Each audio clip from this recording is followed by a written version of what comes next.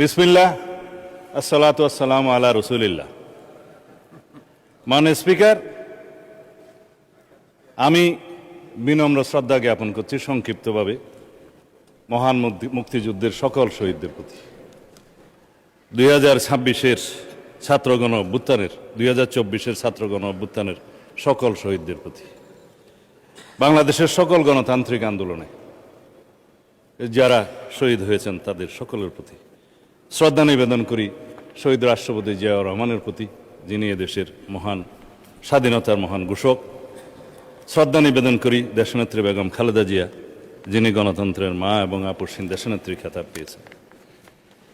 আমি সকল জাতীয় নেতৃবৃন্দের প্রতি শ্রদ্ধা নিবেদন করি, যারা বাংলাদেশের মুক্তিযুদ্ধের প্রাক্কালে এই দেশের স্বাধীনতার জন্য সংগ্রাম করেছেন, ভূমিকা রেখেছেন।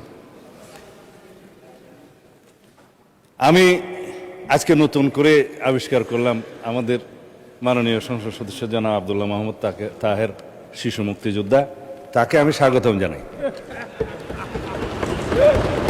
আমাদের সম্মানিত, আমি সবাইকে সম্মান প্রদর্শন করতে কসুর করি না মাননীয় স্পিকার। আমাদের মাননীয় বিরোধী দলীয় নেতা নিজেকে শহীদ পরিবারের সন্তান দাবি করেন, সেটা আমার ভালো লাগে। কয়েকজন মুক্তিযোদ্ধাও ওই পারে আছে। আজকে ইতিহাসের একটা ফয়সালা করে দেওয়ার মতো একটা বিষয় আমি মনে রেখেছি, যদি সময় পাই। এটা নিয়ে আর কখনো বিতর্ক হওয়া ঠিক হবে না। মাননীয় স্পিকার, মহামান্য রাষ্ট্রপতির ভাষণের উপর যেহেতু বক্তৃতা রাখছি, ধন্যবাদ প্রস্তাবের উপরে মহামান্য রাষ্ট্রপতিকে ইনস্টিটিউশনের প্রধান হিসেবে ধন্যবাদ এই জন্যই জানাই যে 2024-এর 5ই আগস্ট থেকে 8ই আগস্ট পর্যন্ত এই রাষ্ট্রে সরকারবিহীন অবস্থায় যে রাষ্ট্রের অভিভাবকের ভূমিকা পালন করেছেন, সেই জন্য সেই 5ই আগস্ট থেকে 8ই আগস্ট পর্যন্ত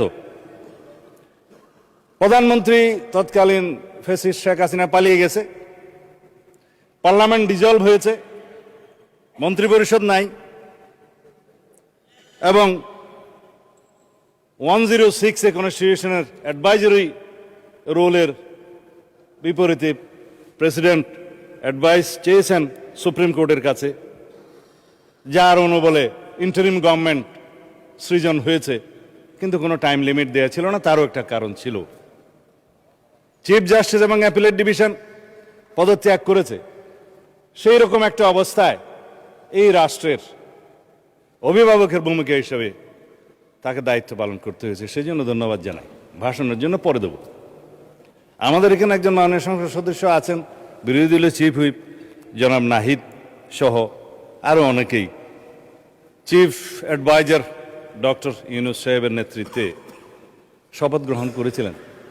রাষ্ট্রপতিকে তখন তারা স্বীকৃতি দিয়েছে। মাননীয় স্পিকার, এখানে যখন বলে যে 2024-এর ইন্টারিম গভর্নমেন্ট, আমি আসলে কিছু কথা বললে হয়তো অনেকে অন্যভাবে নেবে।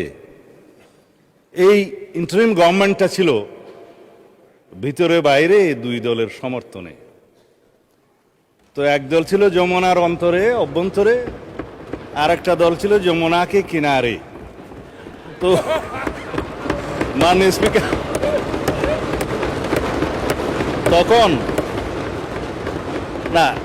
তখন তারা এখন বলতে পারে যে আগে কি সুন্দর দিন কাটাইতাম, এখন নাই। আমি এই ভাষায় বলতে চাচ্ছি না। আগে যা ভালো ছিল তা হঠাৎ করে এখন মন্দ হলো কিভাবে, এটা স্ববিরোধিতা। মাননীয় স্পিকার, এর বেশি বলতে চাই না। আমার নতুন দলের নতুন বন্ধুরা নতুন বন্দোবস্তের নতুন রাজনীতি করছে, পুরানো বন্দোবস্তের আদলে। জুলাই যোদ্ধারা আওয়ামী যোদ্ধার সাথে সাক্ষাৎ মোলাকাত করতে যায় চট্টগ্রামে, আমি বলতে চাচ্ছি না। এটা আমার বলা ঠিকও না। সুতরাং বন্দোবস্ত নতুন হলে রীতিনীতি সুরত আদলও নতুন হতে হবে। এটা মানে স্পিকার, আমি অনুরোধ করব যাতে এগুলাতে কেউ মনে না করে আর কি। যাই হোক, সেই অন্তর্বর্তীকালীন সরকারের মেয়াদ তো একটা অনির্ধারিত না হলেও এটা নির্ধারণ জনগণ করে দিয়েছিল। কেউ কেউ নির্বাচন তখন চায় নাই, কিন্তু নির্বাচন আদায় করে নিতে হয়েছে। মানে স্পিকার, এখানে সেটা দেশের ইতিহাস সাক্ষী দেবে। তো সুতরাং ওই 4 দিনের সরকার, 4 দিনের দুনিয়া। তো এখন বলতে গেলে যে ও उम्र दराज मांग के लाए थे 4 दिन, 2 अर्जों में काट गए, 2 इंतजार में, এখন খতম হোগে। তো এটা হচ্ছে শের, আমার কথা না। এখন আমি বাস্তবে আসার জন্য বলছি, আমরা একটা গণতান্ত্রিকভাবে নির্বাচিত সরকার, একটা ঐতিহাসিক নির্বাচন হয়েছে, সারা বিশ্ব স্বীকৃতি দিয়েছে।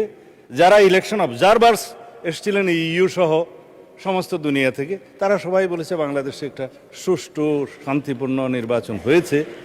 গত পরশুদিন ইইউর নির্বাচন পর্যবেক্ষণ কমিশনের চূড়ান্ত প্রতিবেদন দাখিল হয়েছে, আমাদেরকেও দিয়েছে, মাননীয় বিরোধী দলীয় নেতার কাছেও দিয়েছেন। তো তারা বলেছেন নির্বাচন বিশ্বাসযোগ্য, কোনো ইঞ্জিনিয়ারিং দেখা যায়নি। গতকালকের পত্রিকা 1টা 2টা 3টা, আমার কাছে আর বেশি পত্রিকা নাই। কিন্তু মাননীয় বিরোধী দলীয় নেতা এক জায়গায় শেকায়েত করেছেন যে হ্যাঁ, বিএনপি সংস্কারের বিষয়ে টালবাহানা করছে। তা আমি এখন পত্রিকাগুলো ফেলে দিলাম। তিনি আবার বলেছেন যে কোনো দলিলপত্র কাগজ ছাড়া, স্পেসিফিক কোনো কিছু ছাড়া যেন কথা না বলি, কয়েকদিন আগেও বলেছেন। আমি যা বলতে চেয়েছিলাম সেটা বলতে গেলে অনেক সময় লাগবে, বলতে পারছি না। তারপরেও বলি, মানে স্পিকার, এখানে তো ইতিহাস চর্চা অনেক হয়েছে, তো ইতিহাসের আকাশে তো অনেক তারা। বলেছেন 1947-এ মাওলানা মওদুদী সাহেব পাকিস্তানকে চেয়েছিলেন। এইটা মাননীয় স্পিকার, আজকে এত বছর পরে, কত বছর হলো তো জানি না, এখন 47 থেকে 2000, তারপরে 25, বোধহয় 75 বছরের বেশি হয়ে গেল, 78 হয়ে গেছে। আজকে এই নতুন ইতিহাসটা আবিষ্কার করার জন্য আমি ধন্যবাদ জানাচ্ছি। এখন 1971 সালকে ভালো লাগে না সেটা আমরা বলতে চাই না, কেন ভালো লাগে না সেটা আমরা জানি। কিন্তু 72-এর সংবিধান, 71-এর ইতিহাস, সব কিছুকে এখন স্বীকৃতি দিতে হচ্ছে। আমি বিরোধী দলীয় নেতৃবৃন্দকে অসংখ্য ধন্যবাদ জানাই যে আপনারা মুক্তিযোদ্ধাদের ধারণ করেছেন, নিজেরা মুক্তিযোদ্ধা দাবি করছেন এবং মুক্তিযুদ্ধের সেই ইতিহাসকে আপনারা স্বীকার করছেন। সেজন্য দালিলিকভাবে কথা বলি, জাতীয় মুক্তিযোদ্ধা কাউন্সিল বিল গত কয়েকদিন আগে পাশ হয়েছে। এটা ইতিহাস, রেকর্ড, এই পার্লামেন্টের এই লেজিসলেশন সাক্ষী দিবে। আমাদের সকল বিরোধী দলীয় নেতৃবৃন্দ বসা ছিলেন, নার পক্ষেও ভোট দেয় নাই, হার পক্ষেও ভোট দেয় নাই। এনসিপির বন্ধুরা হার পক্ষে ভোট দিয়েছে, সত্য কিনা বলতে পারে। এখানে কি লেখা আছে? সাব্যস্ত ঐতিহাসিকভাবে, এই আইনগতভাবে, উভয় পক্ষের স্বীকৃতি পাবে লেখা আছে, বাংলাদেশের মহান স্বাধীনতা অর্জনের লক্ষ্যে পাকিস্তানের বিরুদ্ধে যুদ্ধ লিপ্ত হইয়া হানাদার ও দখলদার পাকিস্তানি বাহিনী এবং তাহাদের এই দেশীয় সহযোগী রাজাকার আল বদর আল শামস, তৎকালীন মুসলিম লীগ, জামাত ইসলামী, নেজামে ইসলাম এবং দালাল ও শান্তি কমিটির বিরুদ্ধে মুক্তিযুদ্ধে সক্রিয় অংশগ্রহণ করিয়াছেন। এই সকল বেসামরিক নাগরিক উক্ত সময়ে যাহাদের বয়স সরকার কর্তৃক নির্ধারিত নিম্ন বয়সের সর্বনিম্ন বয়সের মধ্যে এবং সশস্ত্র বাহিনী, east Pakistan rifle, EPR, police বাহিনী, মুক্তি বাহিনী, প্রবাসী বাংলাদেশ সরকার ও উক্ত সরকার কর্তৃক স্বীকৃত অন্যান্য বাহিনী, নৌ কমান্ডো, কিলো ফোর্স, আনসার সদস্য এবং বাংলাদেশের নিম্ন বর্ণিত নাগরিকগণ বীর মুক্তিযুদ্ধে অন্তর্ভুক্ত হইবেন। তার মধ্যে বীরঙ্গনা হয়েছে, নার্স, ডাক্তার, চিকিৎসকদেরকেও বলা হয়েছে। এটার নাম হচ্ছে বীর মুক্তিযোদ্ধার ডেফিনিশন। ইতিহাস সাব্যস্ত হয়ে গিয়েছে, সম্মত হয়েছে। এটা নিয়ে যেন আর কখনো বিতর্ক আমরা না করি জাতীয়ভাবে, এই অনুরোধ থাকলো। বিভক্তি আর চাই না, স্বীকৃত দলিল। মুক্তিযুদ্ধের ডেফিনিশনে কি বলা হয়েছে? 1971 খ্রিস্টাব্দে 26 মার্চ থেকে 16 ডিসেম্বর পর্যন্ত একটি স্বাধীন গণতান্ত্রিক রাষ্ট্র হিসাবে বাংলাদেশের জনগণের জন্য সাম্য, মানবিক মর্যাদা ও সামাজিক ন্যায় বিচার প্রতিষ্ঠার আকাঙ্ক্ষায় হানাদার ও দখলদার পাকিস্তানি সশস্ত্র বাহিনী এবং তাহাদের সহযোগী রাজাকার আল বদর আল শামস, তৎকালীন মুসলিম লীগ, জামাত ইসলামী, নেজাম ইসলাম এবং দালাল ও শান্তি কমিটির বিরুদ্ধে পরিচালিত যুদ্ধ, যাহার নাম মুক্তিযুদ্ধ, সাব্যস্ত হয়ে গিয়েছে। ফেলে দিলাম মাননীয় স্পিকার, আর কখনো কথা বলার প্রয়োজন নাই। এখন বাংলাদেশের ইতিহাস নিয়ে যদি আমি কথা বলি 1971 থেকে 2026 পর্যন্ত, এগুলো অনেক কথা ঘাটাঘাটনি হবে। অনুরোধ করেছেন আমরা যেন ওইদিকে না যাই। আমি বিস্তারিতভাবে বলবো না, সম্মত হয়েছি। কিছু কথা রেকর্ডে না রাখলেই নয়। সেজন্য মানে স্পিকার, আমি কি এখানে কাউকে জাতীয় বেঈমান বলতে পারি? এটা অসাংবিধানিক হবে, হ্যাঁ ঠিক আছে। আমি চাইলে আওয়ামী লীগকে জাতীয় বেঈমান বললাম না 1986 সালে, এবং তাদের যে সহযোগী হিসাবে, সহযোদ্ধা বা হামসফর হিসাবে ইলেকশনে যারা গিয়েছিল তাদেরকে আমি কিছু বলতে চাই, এটাও আমার বলা ঠিক হবে। এখন আসি মাননীয় স্পিকার, এই সংসদে কথা বলবো বলে ইমোশনাল একটু বক্তৃতা দেই। কতকাল অপেক্ষা করেছি, আমার ক্ষেত্রে সেটা 19 বছর, আপনার ক্ষেত্রে কত বছর জানেন? 19 বছরই হবে। মাঝখানে এই সময়গুলোর মধ্যে কত পানি গড়িয়ে গেছে মাননীয় স্পিকার, কত সংগ্রাম, কত ত্যাগ, কত রক্তদান, গুম খুন। আমি নিজে গুম হয়ে নির্বাসনে থেকেছি 9.5 বছরের মতো, বিদেশে গিয়ে জেল খেটেছি। আজকে এগুলো নিয়ে আন্ডারমাইনিং করে যারা করে, তারা কেউ কেউ বিদেশে বসে করে, কেউ দেশীয় দোসররা করে। করে কি কারণে? আমাদের ডেমোক্রেটিক স্ট্রাগলটাকে যারা আন্ডারমাইনিং করার চেষ্টা করে, তারা বাংলাদেশের এই ছাত্র গণ অভ্যুত্থানের ইতিহাসকেও হয়তো একদিন কলঙ্কিত করবে। এককভাবে কেউ কোনো সংগ্রামে জয়ী হয় নাই। 2024-এর ছাত্র গণ অভ্যুত্থানের ভিত্তি সোপান একদিনে নির্মিত হয় নাই। আমরা জানি এই গণতান্ত্রিক সংগ্রামে আমরা বলা হয় যে মুক্তির মন্দিরে সোপানতলে কত প্রাণ হলো বলিদান লেখা আছে অশ্রু জলে। তারপরে কি আছে মাননীয় স্পিকার, যারা স্বর্গগত তারা আজও জানে যে স্বর্গ থেকে প্রিয় মাতৃভূমি। এগুলো সব কবিতা, গান, আমি হয়তো ঠিকভাবে বলতে পারছি না, বাট ইমোশনালি এই কথাগুলো বলতে হচ্ছে এই কারণে, যারা গুম হয়ে আজও ঘরে ফিরেনি তাদের জন্য অপেক্ষা করছে ইলিয়াসের সন্তানেরা। তার সঙ্গিনী এখনো বাতায়ন খুলে বসে থাকে তার স্বামী কোনোদিন আসবে বলে। আমরা তাদের কাছে কি জবাব দেব? আমার স্ত্রী সন্তানরা যেমন একটা আমার অনিশ্চিত জীবনের সময় অপেক্ষা করেছে, আমি বুঝি সেই ব্যথা। আর কেউ বুঝুক বা না বুঝুক, কবরের মতো একটা জায়গায় 5 ফিট বা 10 ফিটের জায়গায় ছিলাম। আমাদের এখানে আরো অনেক সহপাঠী আছে, সহকর্মী আছে, যে ব্যারিস্টার আরমান আছে, আর অনেকে আছে যারা সেই গুমের শিকার হয়েছে, যারা ফাঁসির কাস্টে ছিল। তাদেরকে কি জবাব দেব? আসুন আমরা এমন একটা বাংলাদেশ বিনির্মাণ করি যার প্রত্যাশা আমাদের শহীদরা করেছেন, যার আকাঙ্ক্ষা আমরা করেছি, যার আকাঙ্ক্ষার 71-এর শহীদরা করেছেন। এখন 2024-এর বিষয়ে আমার তরুণ বন্ধু সংসদ মাননীয় চিফ হুইপ বিরোধী দলের বলেছেন, আমি কিছু পয়েন্ট নোট করেছিলাম, আমার সৌভাগ্য হয়েছিল তার বক্তৃতা শোনার। আমি অ্যাপ্রিসিয়েট করি, আমরা এমন পার্লামেন্টারিয়ানদেরকে চাই যারা ভবিষ্যতে এই পার্লামেন্টকে লিড করবে, গ্রোমিং হবে। তবে কিছু কথা বলতেই হয়, কারণ মানে স্পিকার, এখানে শিকোয়ার শেকায়েতের ছড়াছড়ি হয়েছে। আমি শুধু জবাবে শিকোয়া করতে চাই, তার মধ্যে যদি কিছু বলা হয়ে যায় তাতে আমাকে ক্ষমা করবেন। তিনি বলেছেন বিএনপি জুলাই সনদ থেকে সরে গিয়েছে। মানে স্পিকার, বিএনপি জুলাই সনদ থেকে সরে যায় নাই, বিএনপি জুলাই সনদকে আঁকড়ে ধরেছে। দেখেন কত বড় বই, এইখানে যারা দস্তখত করেছে, এটা হাতে লেখা অরিজিনাল বুক। এর মধ্যে 30টা পার্টির মধ্যে 4টা পার্টি সই করে নাই, 26টা পার্টি সই করেছে। আমার ছোট বন্ধু এই নাহিদ সাহেবরা সই করেছেন 16/2/2026 সালে। এটা ফটোকপি ওখানকার লেখা আছে, নোট অফ ডিসেন্ট ব্যতিরেকে গণভোটের গণরায়ের সিদ্ধান্তের পূর্ণাঙ্গ বাস্তবায়ন সাপেক্ষে। কেন এই নোট অফ ডিসেন্টের মধ্যে মানে স্পিকার, এনসিপি জুলাই সনদের দফা 16(4), দফা 22(ঘ), 2 জায়গাতে নোট অফ ডিসেন্ট তারা দিয়েছে। এখন যারা নোট অফ ডিসেন্ট দিয়েছে তারা তো স্বীকৃতি দিলই যে নোট অফ ডিসেন্ট দেওয়া জায়েজ, আবার সই যখন করছে তখন বলল যে নোট অফ ডিসেন্ট ব্যতি রেখে গণভোট। সরে কারা গেল মানে স্পিকার? দালালিকভাবে বললাম, আপনারা সরে গিয়েছেন, আমরা সরে যাইনি। এখন গণরায়, গণভোট, জুলাই আদেশ, জুলাই জাতীয় সনদ, এগুলোর বিষয়ে আমি অনেকবার ভাষণ দিয়েছি, এখানে, ঘরে, বাইরে, সংসদের বাইরে। হয়তো আমার দুর্ভাগ্য বোঝাতে পারিনি, কিন্তু জুলাই আদেশ এবং জুলাই সনদ, এই বিভ্রান্তি চিরতরে মিটে যাক। যে আদেশটা হয়েছে সেই আদেশটা হচ্ছে, এটা যদি আমাদের অনেক বন্ধুরা এখানে মাহমুদুল ইসলামের কনস্টিটিউশনাল লটা নিয়ে আসেন, ব্যারিস্টার সাহেবরা খুলে দেখবেন 490 নম্বর পৃষ্ঠায় লেজিসলেচার সেকশনে কাকে বলা হয়েছে কালারেবল লেজিসলেশন এবং ফ্রড অন দি কনস্টিটিউশন। কিভাবে পার্লামেন্টের যেটা ইখতিয়ার নাই, ডাইরেক্টলি অর ইনডাইরেক্টলি পার্লামেন্ট যদি সেরকম কোনো লেজিসলেশন করে সেটা হবে colourable legislation and fraud on the constitution.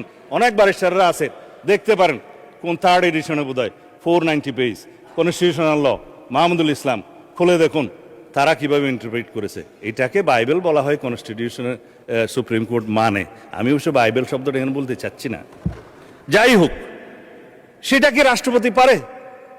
Legislature যখন বৈঠকে থাকবে না তখন রাষ্ট্রপতি অর্ডিন্যান্স জারি করতে পারে বটে, কিন্তু কোনো অর্ডিন্যান্স দিয়ে সংবিধানের কোনো কানুন, ধারা, উপধারা কোনো কিছুই বাতিল অথবা সংশোধন করতে পারেন না।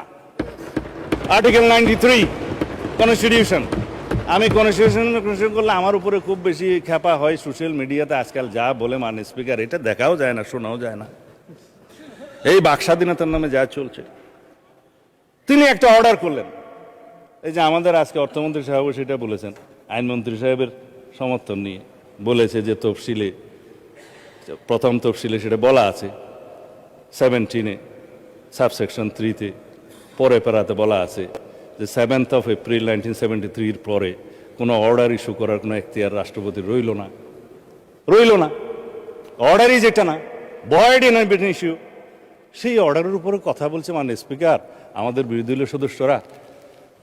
জনাব নাহিদ সাহেবকে আবারও ধন্যবাদ জানাই যে বলেছে রাষ্ট্রপতি অর্ডার দিতে পারে না, রেকর্ডে আছে, মানে এরপরে তিনি বলছেন যেহেতু এর উপর একটা গণভোট হয়েছে মাননীয় স্পিকার, সাদই যদি জায়েজ না হয় তাহলে পরে লিজিটিমেট হয়ে যাবে না বাকিটা। এটা হচ্ছে মোটামুটি কথা। এখন বলছে গণভোট হওয়ার কথা। হ্যাঁ, আমাদের মাননীয় সংসদ সদস্য জুনায়েদ সাকি সাহেব, আরো অনেকে এখানে যারা ঐকমত্য কমিশনের মধ্যে, জাতীয় ঐকমত্য কমিশনের মধ্যে কাজ করেছেন, সদস্য ছিলেন, বিভিন্ন পার্টিকে প্রতিনিধিত্ব ছিলেন, শাহাদত সাহেব, সেলিম সাহেব আছেন, আমাদের মাননীয় সদস্য তাহের সাহেব আছেন, আরো অনেকে আছেন। গণভোট হওয়ার কথা প্রস্তাব তো আমিই করেছিলাম বিএনপির পক্ষে। কিসের উপরে করেছিলাম? জুলাই জাতীয় সনদের যখন আপনারা আইনগত ভিত্তি চাচ্ছেন যে এটার একটা আইনগত ভিত্তি রচনা করার দরকার, আমরা বললাম যে ঠিক আছে, সার্বভৌম জনগণের কাছে যাই, তারা এই জুলাই সনদের পক্ষে আছে কিনা আমরা জেনে নেই, একটা রেফারেন্ডাম হতে পারে, রেফারেন্ডামের জন্য একটা অধ্যাদেশ হবে, হলো, সম্মত হলো। জুলাই জাতীয় সনদের উপরে গণভোট তো আমরা মানেই মাননীয় স্পিকার। জনগণ ভোট দিয়েছে, আমার নেতারা বলেছে যে গণভোটের পক্ষে হ্যাঁ বলুন, বলেছে। কারণ এই জুলাই জাতীয় সনদ স্বাক্ষরিত হওয়ার পরে হঠাৎ করে একটা নাজিল করলো যে জুলাই জাতীয় সনদ উইদিন ব্র্যাকেট সংবিধান সংস্কার আদেশ নামে একটা জিনিস, না বাস্তবায়ন আদেশ 2025 11 নভেম্বর সম্ভবত, কোথায় গেল বইটা, যাই হোক। এখন হ্যাঁ, এইটা হচ্ছে 13 নভেম্বর 2025। এইটা নাজিল হলো মাননীয় স্পিকার, কেউ বলেও নাই, সম্মতও হয় নাই, আলোচনাও হয় নাই। তো সেই জন্যই আমি রাষ্ট্রপতিকে জিজ্ঞেস করছিলাম, মাননীয় রাষ্ট্রপতি এই আদেশকে আপনি জারি করতে পারেন? তার উপর অনেকে ট্রল করেছে, তিনি বলেছেন যে আমি তো পারি না, আমাকে পারাচ্ছে, সেই জন্য অনেক ট্রল হয়েছে তো তাই। এখন কথা হলো যিনি ইস্যু করছেন তিনি কেন ইস্যু করলেন, সেই প্রশ্ন তাকে করেছি। এবং এই আদেশের পরে যেই গণভোট অধ্যাদেশটা দেয়া হলো, সেই গণভোট অধ্যাদেশ, আমরা তো গণভোটের জন্য অধ্যাদেশটা মানি, কিন্তু গণভোটের অধ্যাদেশের মধ্যে কি কখনো মানে স্পিকার এই রকম তফসিল দিতে পারে জুলাই জাতীয় সনদের? এই 48টা তফসিল এখানে দেয়া আছে, দিয়ে নোট অফ ডিসেন্টের কোনো পোর্শন এখানে রাখা হয় নাই। It is also a fraudulent ordinance, যে 30টা প্রভিশন আউট অফ 48। এখানে বলা হচ্ছে মানে স্পিকার 4টা প্রশ্ন দেয়া হলো, সেই প্রশ্নগুলো 3 নম্বর সেকশনে আছে। সেই প্রশ্নগুলোর মধ্যে 3.5টা জুলাই সনদের সাথে সামঞ্জস্য আছে, আধাটা প্রশ্ন নাই। সেই আধাটা প্রশ্ন হচ্ছে ওই অবৈধ জুলাই আদেশের উপর ভিত্তি করে। এখন যেটা প্রথম থেকেই অবৈধ, ভয়েড ইন ইস্যু, এবং সেই জিনিসটার উপরে কোনো রকম সম্মতি ছিল না, রাজনৈতিক সমঝোতা ছিল না। জুলাই জাতীয় সনদের যে স্বাক্ষরিত দলিল তার সাথে কোনো মিল ছিল না, এবং সেই এরকম একটা আদেশ কিভাবে অন্তর্বর্তীকালীন সরকার করতে পারে মাননীয় স্পিকার? এবং সেই প্রেসিডেন্টের কি ক্ষমতা আছে? আমরা তো জুলাই জাতীয় সনদ বাস্তবায়নের জন্য যে নোট অফ ডিসেন্টের অংশ দিয়েছে, সেই মতে আমাদের নির্বাচনী ইশতেহার আমরা উল্লেখ করেছি প্রত্যেকটা দফা। আমার সাথে নির্বাচনী ইশতেহার আছে, এবং প্রত্যেকটা দফা যেখানে নোট অফ ডিসেন্ট আছে নির্বাচনী ইশতেহার উল্লেখ করতে যাই আমাদের 3 পাতা বৃদ্ধি পেয়েছে সেটার বহর। তারপরে জনগণের কাছে আমরা গিয়েছি, সেই ম্যানিফেস্টোর উপর আমাদেরকে 51% ভোট দিয়েছে। সংখ্যার দিক থেকে 213টা না 14 জন আমরা এখানে সংসদ সদস্য আছি মাননীয় স্পিকার। এখন সেটা কথা বলছে একটু আগে মাননীয় সদস্য জনাব তাহের সাহেব, যে 2/3 মেজরিটির পরিণতি আমরা জানি। মাননীয় স্পিকার, 2/3 মেজরিটি না হলে 1979 সালে 5ম সংশোধনী হতো না, বাকশাল বিলুপ্ত হতো না, বহুদলীয় গণতন্ত্র প্রতিষ্ঠা হতো না, এবং জুডিশিয়ারি ইন্ডিপেন্ডেন্স কায়েম হতো না, আর্টিকেল 96 আসতো না, সুপ্রিম জুডিশিয়াল কাউন্সিল আসতো না, এই দেশে মুক্ত গণমাধ্যম আসতো না, এগুলো কিছুই আসতো না। এবং 2/3 মেজরিটি না হলে শেষ পর্যন্ত আমরা আজকে এইখানে যে এসছি জনগণের জন্য প্রত্যাশা পূরণ করার জন্য, আমরা হয়তো সেই সংবিধান সংশোধনী করতে পারতাম না। আমরা অ্যাপ্রোচ করেছি প্রথম দিকের ভাষণে on behalf of the leader of the house, that আসুন আমরা একটা সংবিধান সংশোধনী বিশেষ কমিটি করি, রুলস অফ প্রসিডিউরের 266 অনুসারে। ওখানে টার্মস অফ রেফারেন্স থাকবে, আমরা আলোচনা করব। এখানে জুলাই জাতীয় সনদ সহ under the sun anything we can discuss there. এবং আমরা একটা let us have a constitution for the future generation. আমরা এখানে আলোচনা করব, কম্প্রোমাইজ করব, আলাপ আলোচনার ভিত্তিতে, সমঝোতার ভিত্তিতে আমরা সেই কনস্টিটিউশনটা গ্রহণ করব। তারা বললেন সংস্কার পরিষদ করতে হবে। আপনারা যদি সংশোধনীকে সংস্কার মনে করে মনে মনে খুশি হতে পারেন, অসুবিধা কি? আসুন ওখানে আলোচনা করি। আপনারা গতকালকে আইনমন্ত্রী সাহেব প্রস্তাব করেছেন যে আমরা সংবিধান সংশোধনী কোন কমিটি করতে চাই, আমরা 12 জনের নাম ঠিক করেছি, আপনারা দয়া করে 5 জনের নাম দেন। আপনারা বললেন যে আমরা এখনো সিদ্ধান্ত নেই, পরে জানাবো। তো জাতি শুনলো যে আমরা চাচ্ছি, আপনারা চাচ্ছেন না। যাই হোক, এখনো সময় আছে, চাইতে পারেন। নেভারদিলেস বলা হচ্ছে সংবিধান সংস্কার পরিষদ কেন করা হচ্ছে না। মাননীয় স্পিকার, অনেক কাগজ আমি দালিলিকভাবে দেখাতে পারি, দেখানো ঠিক হবে কিনা জানি না। এই হচ্ছে একটা ইন্টেনশনাল অর্ডার 19/1/2026 আইন উপদেষ্টা সাহেব সই করছে আইন মন্ত্রণালয়ে, যে ব্লু কালারের এই সংবিধান সংস্কার পরিষদের শপথ ফরমের নমুনা হবে। কি এখতিয়ার আছে? সংবিধানের তফসিলে আর্টিকেল অনুসারে 148 মনে হয় যে তফসিলগুলো 3য় তফসিলে আছে, ফর্মগুলো। হ্যাঁ, আমি ভুল না বললে রিপিট করেন না, 148 ঠিকই আছে। এখন অন্তত জনগণ বিশ্বাস করে এই যে ব্লু পেপারে আইন উপদেষ্টা সাহেব সই করে দিলেন যে ব্লু পেপারে এই সংবিধান সংস্কার পরিষদের শপথ ফর্ম হবে। কোথায় পেয়েছে? পদে পদে তারা সংবিধান ভায়োলেশন করেছে। এর উপর ভিত্তি করে ফাইল ইনিশিয়েট হয়েছে আরো আগে। তখন তো মাননীয় স্পিকার গণভোট হয় নাই। 19 জানুয়ারিতে 2026 কি গণভোট হয়েছে? যে গণভোটের অনুবলে যে সব জায়েজ করতে যাচ্ছে, এটা তো বিফোর দ্যাট, ডকুমেন্টারি কথা বলছি। তারপরে এই সংসদ সচিবালয় থেকে 16/2 তারিখে নির্বাচন কমিশনে চিঠি দেওয়া হলো যে আপনারা তৈরি থাকেন মাননীয় প্রধান নির্বাচন কমিশনার, 2টা করে শপথ আপনাকে পড়াইতে হবে। কোথায় পেল মাননীয় স্পিকার? এই ক্ষেত্রে নির্বাচন কমিশনের একটাই ফল্ট, তারা এই চিঠির অনুবলে এসে রেডি হয়ে গেছে যে আমরা 2টা শপথ নেব। আমরা বললাম যে না, আমরা এখনো এই কনস্টিটিউশনের ভিতরে আছি, যদি সংশোধন হয়ে সংস্কার পরিষদ গঠন হয় তখনকার বিষয় তখন দেখা যাবে, আমরা আপাতত এমপি হিসেবে শপথ নেই। আমার বিরোধী দলের বন্ধুরা 2টা শপথ নিছে, তাইলে প্রথম শপথের কি হবে? এমপি হিসেবে শপথেরটা সেটা কানুন বলবে। সুপ্রিম কোর্টে যে রিট দাখিল করা হয়েছে সেইখানকার অবজারভেশন কি আছে সেটা তখন তারা বলবে। তা আমি এখন ওই যে জবাবে শিকুয়া করতে করতে তো আমার আসল আলোচনায় যেতেই পারি না মাননীয় স্পিকার। তা এখন আপনাকে আমি সময় দেওয়ার জন্য অনুরোধ করতে পারবো না, সুতরাং আমি আসি যে সংবিধান সংশোধনের ক্ষেত্রে যে কমিটির প্রস্তাব আমরা করলাম সেখানে যে আপনারা এখনো সম্মতি দিলেন না, তাহলে কি আমরা পঞ্চদশ সংশোধনী নিয়ে এই সংসদে চলবো, এই দেশ চালাবো? পঞ্চদশ সংশোধনী যেখানে 55টা দফা আছে, সেই দফার মাত্র 6টা দফা মাননীয় হাইকোর্ট ডিলিট করে দিয়েছেন বা নন কনস্টিটিউশনাল ঘোষণা করেছেন, নন অ্যাস্ট করে দিয়েছেন।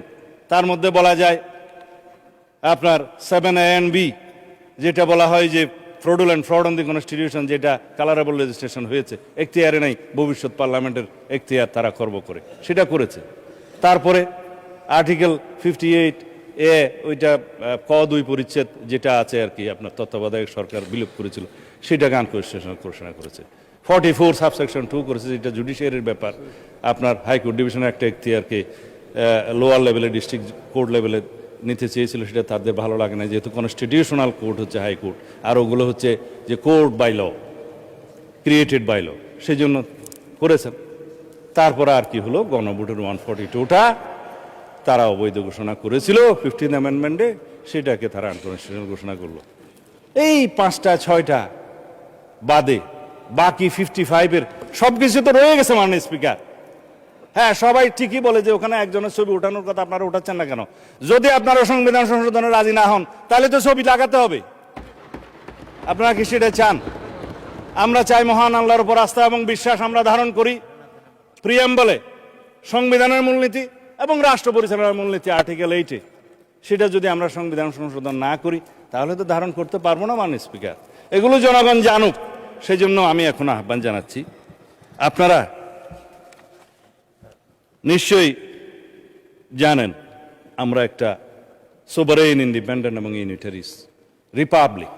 এই রিপাবলিকের মানি আসছে হলো রেস পাবলিকা থেকে, এটা জনগণের সম্পত্তি, রেস মানি জিনিস। এই রিপাবলিকের মালিক জনগণ। আপনারা অনেকেই বক্তৃতা দিয়েছেন যে কনস্টিটিউশন তো মানুষের জন্য, মানুষ কনস্টিটিউশনের জন্য না, 100% সত্য। সুতরাং এই রিপাবলিকের যে মালিক জনগণ, তাদের পক্ষে যদি আমরা কনস্টিটিউশন অ্যামেন্ডমেন্ট করতে চাই, তাহলে আমাদেরকে এই সংবিধান সংশোধনী কমিটিতে আসতে হবে। মানে স্পিকার, বর্তমান দুনিয়ায় with new global order, new global economic order, new global south, balance and imbalance, এগুলো সবগুলোর সাথে তাল মিলিয়ে আমাদের নেতা মাননীয় প্রধানমন্ত্রী জনাব তারেক রহমান বিশ্ব স্বীকৃতি পেয়েছেন। 100 influential leaders of the world যে তালিকা হয়েছে তার মধ্যে পেয়েছে। আমরা তার নেতৃত্বে আছি, আমরা পেয়েছি তার কাছ থেকে প্ল্যান। তিনি বলেছেন আই হ্যাভ এ প্ল্যান, আমরা সবাই বলি উই হ্যাভ এ প্ল্যান। সেই প্ল্যান কি এবং সেই প্ল্যানের বাস্তবায়ন কি জাতি দেখতে শুরু করেছে মাননীয় স্পিকার। বিএনপি প্রতিশ্রুতি দেয়, বিএনপি প্রতিশ্রুতি রাখে। বিএনপির ইতিহাস 1971 সালের ইতিহাস, মহান স্বাধীনতার ঘোষক শহীদ রাষ্ট্রপতি জিয়াউর রহমানের। বিএনপির ইতিহাস 7ই নভেম্বরের ইতিহাস, এই দেশের সংবিধান এবং এই রাষ্ট্রকে রক্ষা করার ইতিহাস। বিএনপির ইতিহাস 1979 সালে বহুদলীয় গণতন্ত্র প্রতিষ্ঠার ইতিহাস। বিএনপির ইতিহাস 1991 সালের এই দেশের সংসদীয় রাজনীতি প্রবর্তনের ইতিহাস। বিএনপির ইতিহাস 1996 সালে তত্ত্বাবধায়ক সরকার পদ্ধতি প্রতিষ্ঠার ইতিহাস। বিএনপির ইতিহাস 1990, 2024-এর ছাত্র গণ অভ্যুত্থান এবং গণ অভ্যুত্থানের মধ্য দিয়ে এই দেশের বারবার গণতন্ত্রকে রক্ষা করার ইতিহাস। মাননীয় স্পিকার, সময় তো চলে গেল, মাগরিবের আজান পর্যন্ত অন্তত যাই, আপনি তো গরিব বিচাই দিতে পারেন। মাননীয় স্বরাষ্ট্রমন্ত্রী, আর 11 মিনিট পরে আজান হবে, তো ওই যে ঠিক আছে, আমি আন্দাজে বয়ান করবো না মাননীয় স্পিকার, আর আপনি 10 মিনিটের মধ্যে শেষ করে দেন। ঠিক আছে, মাচ অবলাইজ। যাই হোক মাননীয় স্পিকার, আজকাল সামাজিক যোগাযোগ মাধ্যমে যা চলছে বাক ব্যক্তির স্বাধীনতার নামে, সেটাকে যদি নিয়ন্ত্রণ করা না যায়, আমরা যদি নিজে নিজে নিয়ন্ত্রণ না হই, এই জাতিকে আমরা কোথায় নিয়ে যাব জানি না। কিছু আছে বিদেশে, কিছু আছে দেশে, কিছু আছে ঘরে। এখানে আমরা freedom of speech and freedom of press বলে কথা থাকে, এটাও আর্টিকেল 39 বিবৃত আছে।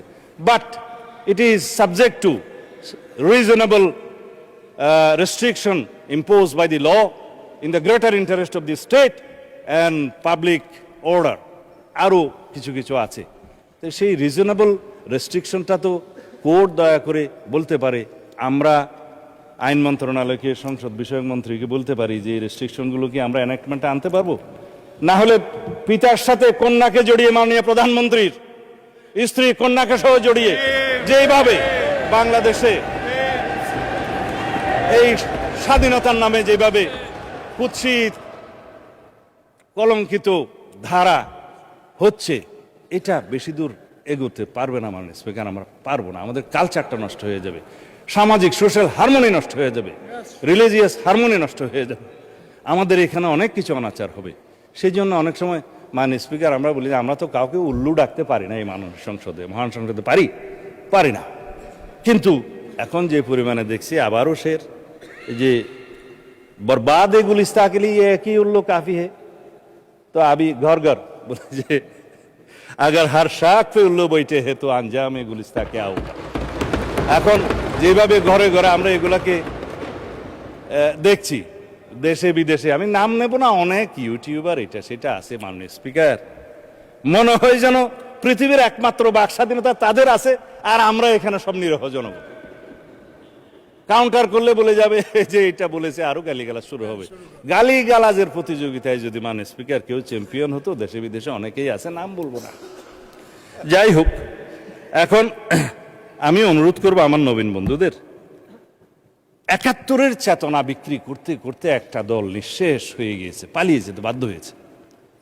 আমরা সবাই জুলাইয়ের চেতনাকে যেন রাজনৈতিক ব্যবসা হিসেবে ব্যবহার করি। জুলাই আমাদের সবার, জুলাই আমাদের চেতনা, কিন্তু আমরা নেব স্পিরিটটা। জুলাই কি চেয়েছিল, আমাদের শহীদরা কি চেয়েছিল, আমাদের ছাত্রগণ অভ্যুত্থানের মূল স্পিরিট কি ছিল, এটাকেই আমরা ধারণ করি। কিন্তু কৃতিত্বকে যেন আমরা ধারণ না করি, আমরা কেউ কৃতিত্ব নেব না। এই দেশের সকল জনগণ যারা ফেসিবাদ বিরোধী গণতান্ত্রিক আন্দোলনে অংশগ্রহণ করেছে দীর্ঘ ধারাবাহিক প্রক্রিয়ায়, সেই 2009 থেকে 2024 পর্যন্ত এই রক্তের সমান মাটি দিয়ে যারা এসেছে, সবাই এর কৃতিত্বের দাবিদার, আমরা কেউ না। আমরা হয়তো কেউ কখনো সেই ধারাবাহিকতায় গুম হয়েছি, ফাঁসির কাস্টে গিয়েছি, কেউ কেউ আজও পর্যন্ত ফিরে আসে নাই, সবাই আমরা ভাগিদার। সুতরাং আমি বলবো, আমরা এই যে ইলেকশন ইঞ্জিনিয়ারিং এর কথা বললাম, এই জাতীয় বক্তব্য যেন আমরা না দিই, যেটা ইন্টারন্যাশনালি অ্যাকসেপ্টেড, সেই হিসাবে যেন আমরা যাই। আমি একটা বিষয় ভুলে যাচ্ছি, আমরা এই শোকের দিনে নিজেরা বোধহয় আওয়ামী লীগের সময় নির্যাতনের, নিপীড়নের, লুটপাটের কাহিনী সবাই ভুলে যাচ্ছি মাননীয় স্পিকার। নিজেদের মধ্যে আমরা মুক্তিযোদ্ধা, অমুক্তিযোদ্ধা, ৭১, ৭২ করতে করতে আমরা যেন সেই স্মৃতি বিস্মৃত হয়ে যাচ্ছি, সেটা যেন আমরা না বলি। ক্ষুদ্র একখান কাগজ নিয়ে এসেছি মাননীয় speaker, state of the state economy, white paper on state of the Bangladesh economy since 2009 to 2023. It is made by and headed by Devapriya Bhattacharya, আপনারা জানেন রিনাউন্ড ইকোনমিস্ট। একটা শ্বেতপত্র সেল করেছিলেন ইন্টারিম গভর্নমেন্টের সময়। কি বলেছে তারা আওয়ামী লীগের সময়ের এই কাহিনী, শুধু আর্থিক লুটপাটের কথা বলছে। Between 2009 and 2023 illicit financial outflows average $16 billion annually, more than double the combined bill of the foreign aid and FDI inflows.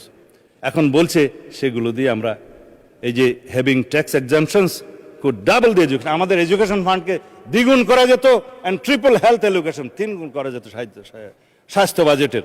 তারপরে বলছে পাবলিক ইনভেস্টমেন্টের ক্ষেত্রে 70% পর্যন্ত অ্যাভারেজ কস্ট বাড়ানো হয়েছে, ওভার 5 years টাইম বাড়ানো হয়েছে। এখানে 2,80,000 কোটি টাকা বাংলাদেশের অপচয় হয়েছে মাননীয় স্পিকার।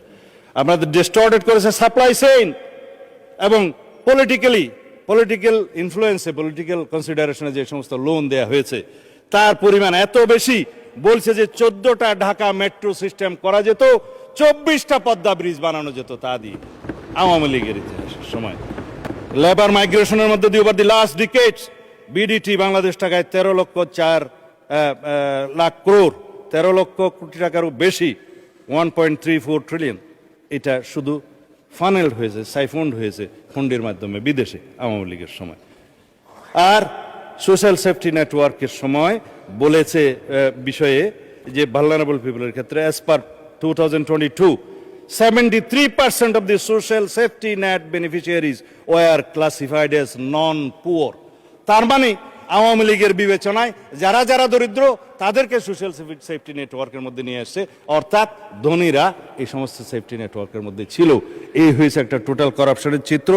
মানে স্পিকার, এর বেশি বলবো না, শুধু এখানে একটা মুদ্রা লাইন যে 2009 থেকে 2024 এই সময় পর্যন্ত আওয়ামী রেজিমে 30 লক্ষ কোটি টাকা প্রায় বিদেশে পাচার হয়েছে। এই সেই রিপোর্ট বলা হয় 29 লক্ষ 25 হাজার, এটা অ্যাপ্রক্সিমেটলি 30 লক্ষ কোটি টাকা বাংলাদেশ থেকে পাচার হয়েছে। মাননীয় স্পিকার, এই হলো আওয়ামী চিত্র।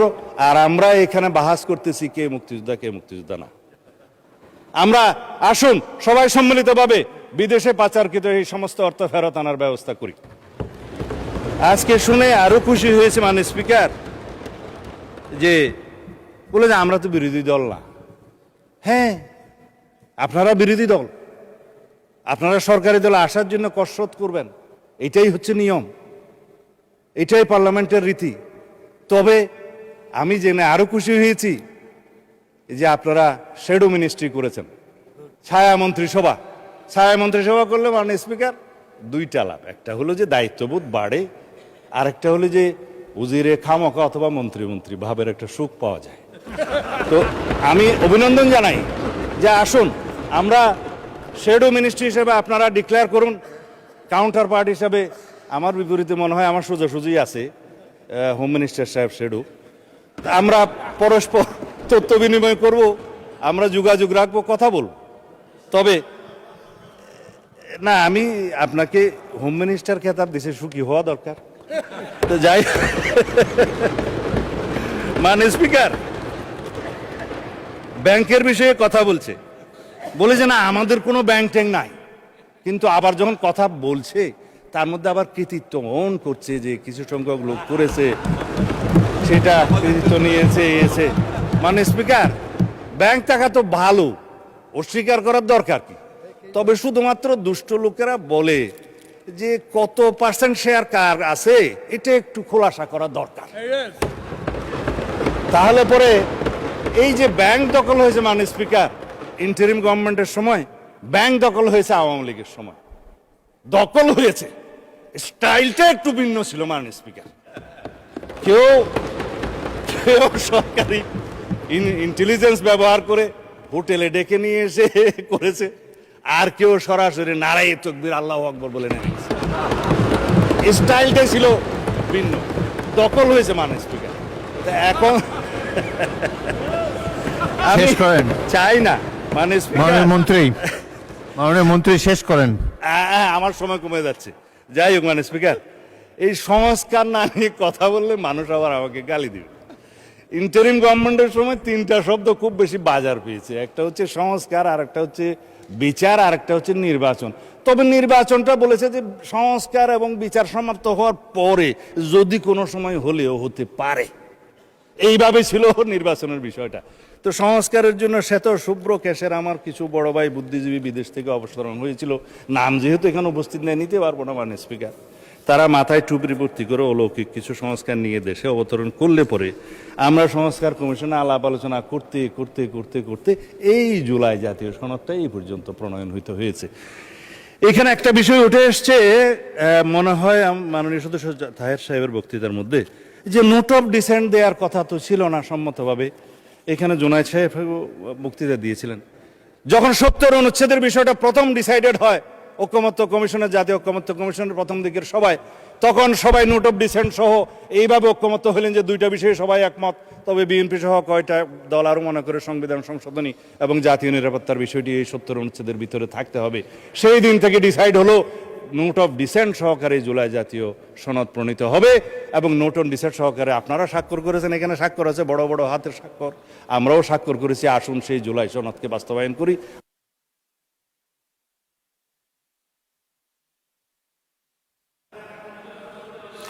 আপনি আজানের অপেক্ষায় আছেন? আচ্ছা চালান, আজান পর্যন্ত বলেন। ঠিক আছে, মানে খাঁটি প্র্যাকটিসিং মুসলিম তো আজান দিলে নিজে নিজেই বন্ধ হয়ে যাবো। যাই হোক, মাননীয় স্পিকার, আমি আসলে বলতে চেয়েছিলাম সংস্কার হচ্ছে একটা চলমান প্রক্রিয়া। এই সংস্কার শহীদ রাষ্ট্রপতি জিয়াউর রহমানের সময় শুরু হয়েছিল, দেশনেত্রী বেগম খালেদা জিয়া এটা টেনে নিয়ে গেছেন এবং জনাব তারেক রহমান এই সংস্কারের প্রস্তাব দিয়েছেন, 71 দফা প্রণয়ন করেছেন। আমরা নির্বাচনী ইশতেহারে সেটা ধারণ করেছি। জুলাই জাতীয় সনদের মধ্যে আমরা অনেক কিছুই পেয়েছি, আবার অনেক কিছুই পাইনি, যেগুলো আমাদেরকে 31 দফার ভিত্তিতে করতে হবে। সংবিধানে অনেক কিছু আনতে হবে, যা আমরা সম্মত হয়েছিলাম জুলাই জাতীয় সনদে সেরকম অনেক বিষয় আসেনি। যেমন সংবিধানে 3টা তফসিল, জনাব শেখ মুজিবুর রহমানের ভাষণ সহ সব কিছু সংবিধান হয়ে গেছে মাননীয় স্পিকার। এগুলো আমাদেরকে তো বিলুপ্ত করতে হবে। পঞ্চদশ সংশোধনীর সমস্ত তফসিলগুলো 5, 6 এবং 7 তফসিলগুলো আমাদের বিলুপ্ত করতে হবে। একমত হয়েছিলাম, সনদে আসে নাই, একটা বাদ গিয়েছে। আমরা একমত হয়েছিলাম এই সমস্ত ছবি টানানোর কার কার জন্য একটা বিধান আছে আর্টিকেল 4-এ, সেই ছবি টানানোর বিষয়ে আমরা ছবি বিলুপ্ত করার জন্য ঐকমত্য কমিশনের প্রস্তাব, সংস্কার কমিশনের প্রস্তাবে আমরা একমত হয়েছিলাম। কিন্তু সনদ যখন স্বাক্ষর করলাম তখন ওইটা নাই, বললো যে 2-1টা বামপন্থী দল নারাজ হয়ে গেছে, এটা থাক। তাই বললাম এখানে যদি আপনারা খুশি করার জন্য সনদ স্বাক্ষর করেন তো করতে পারেন, কিন্তু মাননীয় স্পিকার আমাদের একটা তাগাদা ছিল যে এরা সংস্কারের বাহানায় যদি নির্বাচনটা না হতে দেয়, সেজন্য আমরা সবকিছুতে আপোষ করে জুলাই জাতীয় সনদেও স্বাক্ষর করেছি। আমরা একত্রিত হয়েছি, সমঝোতা হয়েছে এবং নির্বাচনের স্বার্থে আমরা অনেক কথা বলি নাই। যখন অবৈধ এই যে আনকনস্টিটিউশনাল এক্সট্রা কনস্টিটিউশনাল অর্ডারটা প্রেসিডেন্ট জারি করলেন, আমরা ফুল বডি স্ট্যান্ডিং কমিটি আমরা প্রেস ব্রিফিং করে গুলশান অফিসে বলেছি যে বিএনপি এবং অন্যান্য আমাদের সাথে যারা আছে যুগপৎ আন্দোলনে, তারা আমরা কেউ জুলাই জাতীয় সনদের বাইরে অন্য কিছু মানতে রাজি না। রেকর্ডেড আছে, ভিডিও আছে, প্রেসে আছে, সব জায়গায় আছে, ঘোষণা আছে। আজান দিয়েছে মাননীয় স্পিকার, আপনাকে ধন্যবাদ। মাননীয় বিরোধী দলীয় সদস্যবৃন্দকে আপনাদের ধৈর্য সহকারে বক্তব্য শোনার জন্য ধন্যবাদ। মাননীয় সদস্যবৃন্দ,